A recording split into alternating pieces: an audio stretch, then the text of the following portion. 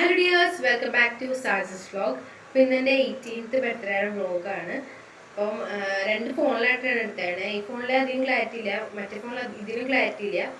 അപ്പോൾ ഇത് സ്പേസ് ഇല്ലാത്ത കാരണം അപ്പം വീഡിയോയിലേക്ക് പോകാം. കറക്റ്റ് 12 മണി. ഇപ്പം കറക്റ്റ് 12 മണി. ഒന്ന് രണ്ട് പേരൊക്കെ വിഷ് ചെയ്ത് തന്നെ ഇപ്പം റിപ്ലൈ കൊടുത്തുള്ള ഞാൻ ലാസ്റ്റ് എത്ര പേരൊക്കെ വിഷ് ചെയ്തു എന്നൊക്കെ പറയാം കേട്ടോ. അപ്പോൾ അവർക്ക് ലാസ്റ്റ് റിപ്ലൈ കൊടുക്കാം. ഇപ്പം കിടന്നിട്ടില്ല, ഇപ്പോഴും കിടന്നിട്ടില്ല. അതായത് 12 മണിയായിട്ടും കിടന്നിട്ടില്ല. നിങ്ങൾ വിചാരിക്കും 12 മണിയുടെ എന്താ കിടക്കാത്തതെന്ന്. പ്രത്യേകിച്ച് എന്താ പരിപാടി ഉണ്ടായിട്ടൊന്നുമില്ല. പരിപാടിയൊക്കെ നാളെയാണ്, നാളെ വൈകിട്ടാണ്. അപ്പോൾ അതേ കേക്ക് ഉണ്ടാക്കിക്കൊണ്ടിരിക്കണുള്ളൂ. പിന്നെ കേക്കിൻ്റെ വീഡിയോസൊക്കെ ഞാൻ വേറെ വ്ളോഗായിട്ട് ഇടാം കേട്ടോ. ഇത് കേക്ക് ഉണ്ടാക്കിക്കൊണ്ടിരിക്കുക കുറച്ചും കൂടി ഇനി ഫിനിഷിംഗ് വർക്ക് ഉണ്ട്. ഗണേഷൊക്കെ നാളെയാണ് ഡെക്കറേഷൻ, കേക്കിൻ്റെ ഡെക്കറേഷനൊക്കെ നാളെയാണ് ചെയ്യണേ. അപ്പം കേക്കിന് എങ്ങനെ ഉണ്ടാക്കിയേ സ്ട്രോബെറി കേക്കാണ് കേട്ടോ. അതൊക്കെ വേറെ വീഡിയോയിൽ കാണിച്ചു തരാം. കേക്കൊക്കെ ഉണ്ടാക്കി കിടന്നപ്പോൾ 2 മണിയായി. അപ്പോൾ ആ ഡേ തന്നെ ഒരു 5:15 ആയപ്പോൾ എനിട്ടേക്കാണ് പള്ളി പോകാനായിട്ട്. പള്ളി പോകാൻ റെഡി ആയിക്കാണ്.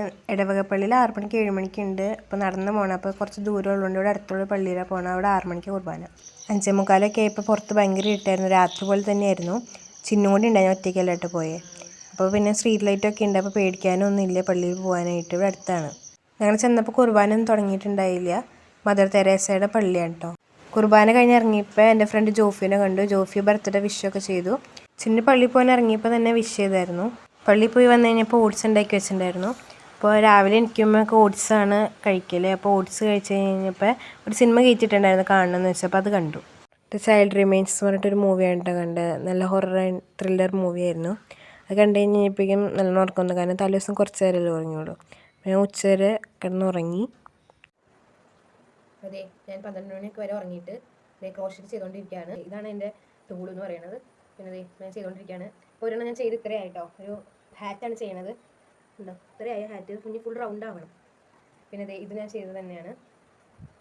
ഞാൻ 2 വർഷം മുമ്പ് ചെയ്ത ഒരു ഇതാണ് കേട്ടോ ഡ്രസ്സ്, ഉടുപ്പ്.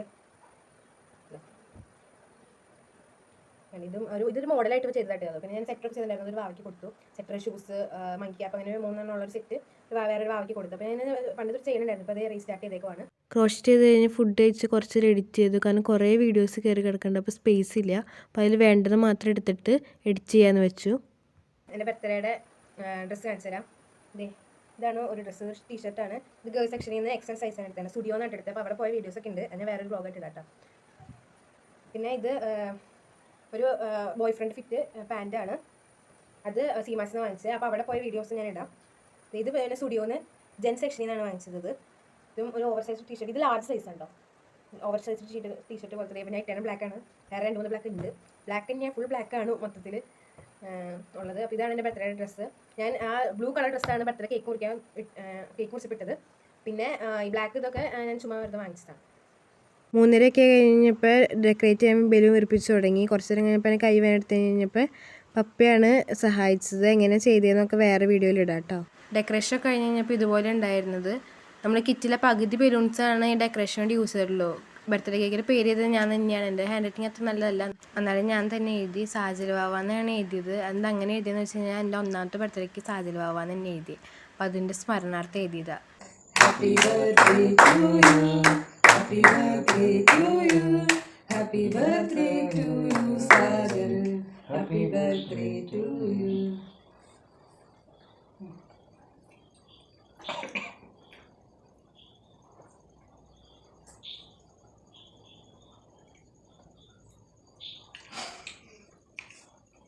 മഴ നല്ലോണം പെയ്യണോണ്ട് വോയിസിലൊക്കെ മഴയുടെ സൗണ്ട് ഉണ്ട്. എൻ്റെയും പപ്പയുടെയും അമ്മയുടെയും ബർത്ത്ഡേ ജൂലൈയിൽ തന്നെയാണ്. എൻ്റെ 13-ാം തീയതി, അമ്മയുടെ 15-ാം തീയതി, പപ്പയുടെ 21-ാം തീയതി.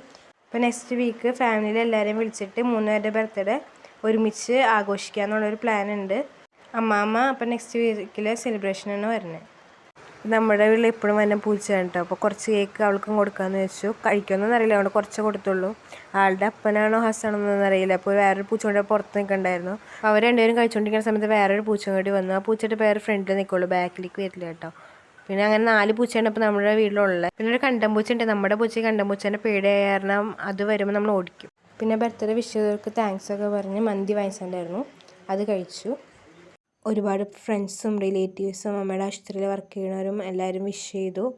അപ്പോൾ അവർക്ക് എല്ലാവർക്കും ഒരുപാട് നന്ദിയുണ്ട്. അപ്പോൾ വീഡിയോ ഇഷ്ടപ്പെടുകയാണെങ്കിൽ ലൈക്ക്, ഷെയർ ആൻഡ് സബ്സ്ക്രൈബ്.